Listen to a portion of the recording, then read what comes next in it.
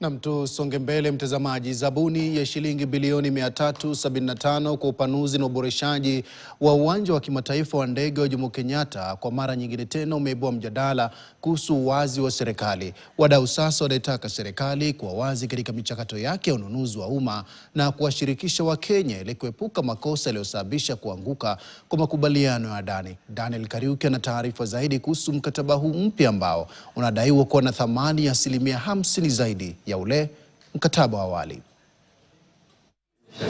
Baada ya kusitishwa kwa makubaliano kati ya serikali na kampuni ya Adani Holdings kuhusu ujenzi, upanuzi na uboreshaji wa uwanja wa ndege wa kimataifa wa Jomo Kenyatta JKIA, Kenya sasa imekabidhi mradi huo mkubwa kwa kampuni ya China Communications Construction Company CCCC, shirika la serikali ya Uchina.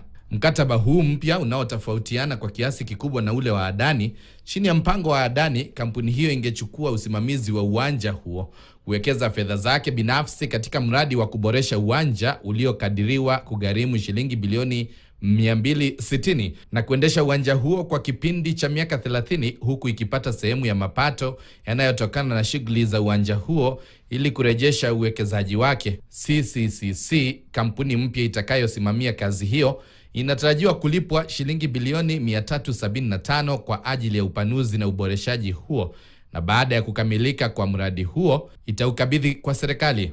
Airport yetu hapa ilijengwa sijui 1972. Tulijaribu kujenga ingine, wakalete kelele nini mpaka saa hizi airport yetu iko canvas kwa tarmac. Tuko na aibu nyingi, lakini nataka niwahakikishie mwezi huu wa 7 tunaanza kujenga airport mpya, na tuko na vile na pesa ya kujenga hiyo airport. Mkataba huu tayari umeibua wasiwasi. Rais wa chama cha wanasheria Kenya LSK, Charles Kanjama, amepongeza hatua hiyo, akisema kuwa kuboresha kituo hiki muhimu cha usafiri wa anga ni jambo la msingi kwa ukuaji wa uchumi. Hata hivyo, ameongeza kuwa mradi huo ni mkubwa sana na unapaswa kufanyiwa usimamizi wa hali ya juu zaidi kwa kuzingatia uwazi. Amesema, na ninanukuu, LSK inatoa wito kwa kuwekwa wazi kwa umma kwa masharti yote ya mkataba huu pamoja na mchakato wa ununuzi ili kuhakikisha kuna uzingatiaji kamili wa katiba na sheria za ununuzi wa umma. Aidha amesema, tunataka kuwe na usimamizi madhubuti ili kuhakikisha ushiriki wa kampuni za Kenya katika mradi huu.